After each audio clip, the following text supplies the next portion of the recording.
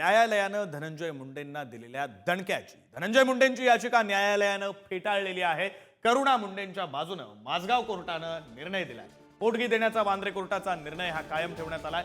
करुणा मुंडेंना दर महिना 2 लाख रुपये पोटगी द्यावी लागणार आहे। धनंजय मुंडेंना मोठा धक्का बसलाय, तर करुणा मुंडेंना या निर्णयामुळे दिलासा मिळाला। वांद्रे न्यायालयानं नेमके काय आदेश दिलेले होते आपण पाहूया। कौटुंबिक हिंसाचार प्रकरणात धनंजय मुंडे अंशतः दोषी असल्याचा अंतरिम आदेश देण्यात आला। अंतिम आदेश येईपर्यंत करुणा शर्मा यांना कोणतीही दुखापत होता कामा नये। 18 जुलै 2017च्या वसियतनाम्यात करुणा पहिली तर राजश्री दुसरी पत्नी असल्याचा उल्लेख करण्यात आला। मुलगा शिशिव आणि मुलगी शिवानी आपल्यावर अवलंबून असल्याचं धनंजय मुंडे यांनी 2024 मध्ये निवडणूक आयोगात शपथपत्र दिलं। त्यामुळे करुणा मुंडे पहिली पत्नी आणि दोनही मुलं धनंजय मुंडे यांचीच असल्याचं सिद्ध होतं।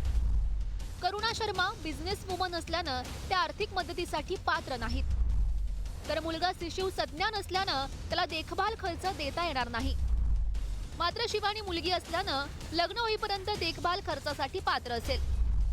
व्यवसाय करणाऱ्या करुणा शर्मा यांच्यापेक्षा राजकारणी धनंजय मुंडे यांचं उत्पन्न अधिक आहे।